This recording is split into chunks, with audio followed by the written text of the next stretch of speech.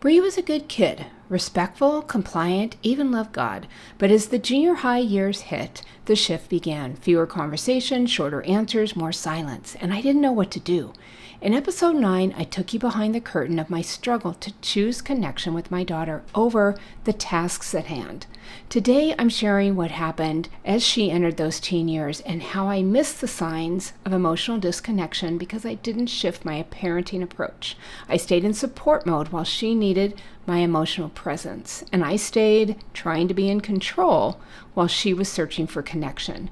God invited me into His world of possibility to begin restoring my relationship with my daughter Bree. Not through control, not by doing more, but through a series of simple invitations that changed everything, starting with His invitation to me to live in the reality of His unconditional love. A love not based on my performance as a mom, but simply on the fact that I am His daughter. If you've been showing up in all the external ways in the doing and serving of your kids, but you still feel shut out emotionally, if your teen is pulled away and you're wondering how to even begin again, this episode's for you. Do you long to build lasting connections with your teenager and have conversations that build trust instead of conflict?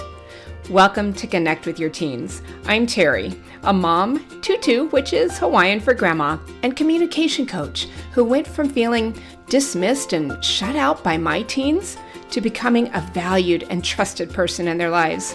I help moms like you reconnect, speak in ways that invite peace, and create conflict-free conversations, all guided by grace and anchored in God's love. Grab a latte or a favorite cup of tea, and let's get into the heart of it. Welcome back to Connect with Your Teens. I'm Terry Lee, your host. And before we get started, I've got a review from Chantel, a mom that went through my mentorship a couple years ago. She wrote this review on July 14th and said, I have 4 kids, a 16-year-old, 14, 12, and a 10-year-old. I've taken Terry Lee's coaching class on how to learn to communicate with my teens in the past, and it was so pivotal in how I listen and connect with my kids now. I'm so thrilled to see she's created a podcast. And you guys, this is so important. The years we have while our kids are at home are so important. Take advantage of her wisdom. You won't regret the time you've spent listening to this podcast. And I just want to say thank you, Chantel. You are such a beautiful soul and a wonderful mom. And I love it when we get to catch up and hear about the continuing change and connection you're creating in your relationships with your kids. It's going to last a lifetime. If you'd like to connect with me and my coaches and other women on a similar journey, join my private Facebook group at the link below. Beyond what's happening in the group, once a month I host a live Q&A on Zoom where we can connect and you can ask questions on communication, your relationships, and I just love hearing your stories and how you're making positive changes by doing the simple things like an invitation or asking God what He wants you to know. And if you're a Connect with Your Teens insider, then hit reply to my weekly email and share what's going on, what's working, what isn't, what you'd like to hear more of. If you aren't an insider, you can join at the link below as well. With that, let's dig in. So to recap episode 9, if you haven't listened, check it out, as it will give you more context to this episode and the earlier days where disconnection began with my daughter.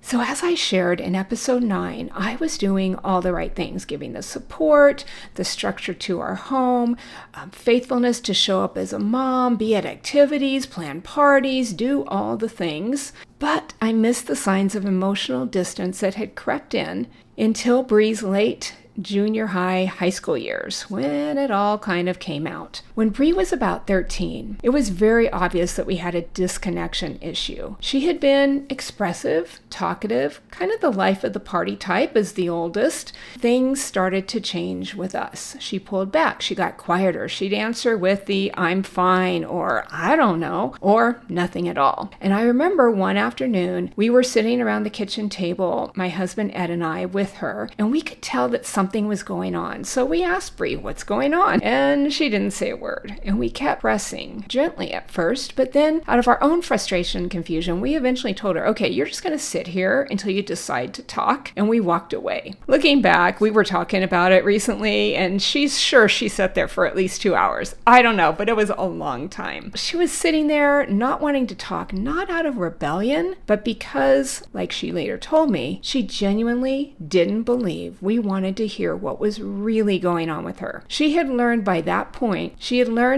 point as the firstborn that she needed to be responsible for her siblings and listen to everyone else in the family and keep their secrets. Not just to the family, but with her friend groups. She felt valued being the one who listened and that it was safer than being the one who shared. No one made her listen and not share, yet she believed it was necessary to be loved and accepted. She didn't feel seen. She just felt that she was expected to perform, keep it together, and help everyone else. That moment at the kitchen table captured the disconnection that had been quietly growing. I hadn't shifted my parenting. I was still trying to manage instead of connect. I was still trying to get her to talk instead of inviting her into safety. I didn't realize I was managing her instead of connecting with her. Frankly, I was in survival mode as a mom of 3, a wife, homeschooling, a ministry leader. I didn't see that she didn't need more of my doing or forcing her to talk. She needed more of my being. And here's the thing, you can't push your way through a locked door, especially one that your teen is guarding. But you can knock gently. You can leave a note outside. You can wait patiently with love, with your presence in the little moments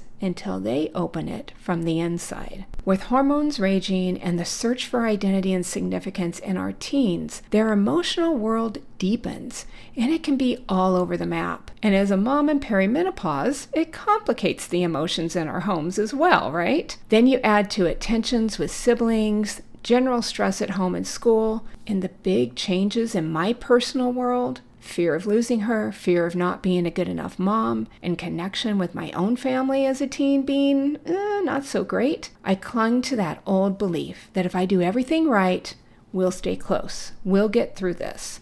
I clung to needing to perform. And what God had to show me was that this journey wasn't about fixing my daughter.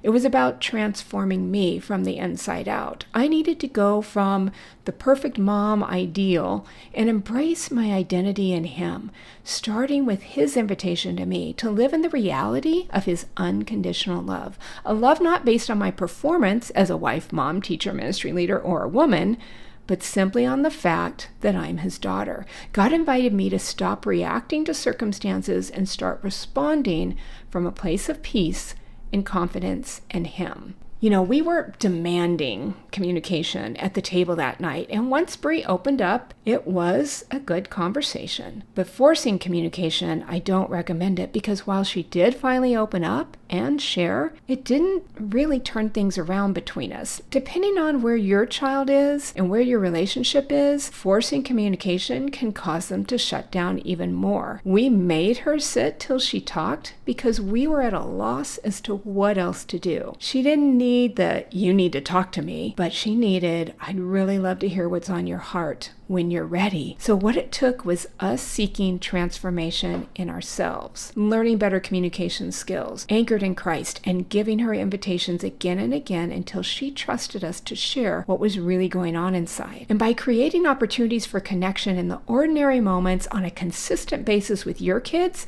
you'll be so far ahead of where we were around that table when she was 13. So what connection looks like for us now is that it's not perfect. We still have moments of miscommunication and we need to give each other grace, but it's real and we can give honest feedback and share openly with one another. I went from being a parent to being a mentor to being a friend to my daughter. And when I occasionally try to teach a lesson or fix the problem of my 35-year-old daughter, who is a mom herself, she'll kindly say, "Mom, I don't need you to fix it. I just need to vent." And the best thing is that 95% of the time now, I don't feel rejected anymore. This is huge because, our hearts are so tender to what our kids think of us, right? We want them not to just love us, but like us, know the real us, see our heart and intentions, understand where we're coming from, and value our wisdom and what we have to offer. Through lots of prayer, God's grace, anchoring in Him and practice, I became more real and more calm. And I now have that kind of relationship that I always wanted with all my kids. They see me in ways and they can speak into my life, encourage me when I need it. What changed wasn't just our relationship, it was my whole approach to how I parented them as a mom and how I walk with them now as a friend. And Mom, I'm here to encourage and help you go after the vision you have for your relationships. God's got you, and He wants reconnection, restoration, and reconciliation for you and your kids. If you feel like it's too late, this is your sign that it's not. You don't need to fix everything. You just need to take the first step. One invitation, one shift. That's where restoration and connection begins. Now, I'll be unpacking the invitation in future episodes and more of the communication skills. But for now, I want you to try this one simple shift this week. These tips come directly from Bree. She spoke to a group of moms during a workshop I did a few years ago, and she shared her vision of the story I just shared with you today, and she encouraged moms with how to invite. She said, when your kid gets in the car and they were just at a party with some friends, just say, hey, how'd it go? And if they say, oh, it was good, then say, oh, tell me more about that. Because you're opening up the invitation for trust to be built. You're not instructing them. Or if they say something offhanded about one of their friends, you can say, oh, tell me more about that. That must have hurt. This way, she said, you're allowing yourself to lead the conversation in a way that's simple and that they can connect without any pressure. I was really thankful that she gave the tips from her perspective, and I wanted to pass those on to you today. If your relationship is a little bit deeper, then try something like this. I'd love to know what's been on your heart lately. If there's ever a time you want to talk, I'd really like to listen and let it lie. If they come back, great. If they don't, there's going to be another opportunity. So let's pray. Lord God, we thank you for the opportunities that we have with our kids, whatever ages they are, that you do want restoration, reconnection, reconciliation between us, God. And we know that you have what it takes, that you have empowered us with your Holy Spirit. And so we open ourselves up and we pray that you would walk with us and help us in this journey. Give us the anchoring to pause when we want to fix, to listen when we want to step in, and just let you lead the conversation through us, through your Spirit. I thank you, God, for these moms and for the beautiful, beautiful relationship they are building with their kids, even now as they're listening to this podcast. May your will, may your glory be shown forth in their relationships. I ask this in your name. Amen. Until next time, rejoice in hope because He is your hope and the source for all change in us. This is Terry Lee, and I'll see you next time on Connect with Your Teens. I hope this podcast inspired and encouraged you, and if so, would you share it with another mom who's praying for change in her relationships? And I'd be so blessed if you take 30 seconds to leave a 5-star review on Apple Podcasts. Your review helps more moms find hope and the encouragement they've been searching for. I'd love to connect with you. Come join my Facebook group at facebook.com/groups/connectwithyourteens. You don't have to figure this out alone. There's real support waiting for you inside. From one mom who used to walk on eggshells, I see you, and I'm cheering you on. Remember, God loves, adores, and delights in you, and you are the best mom for your kids.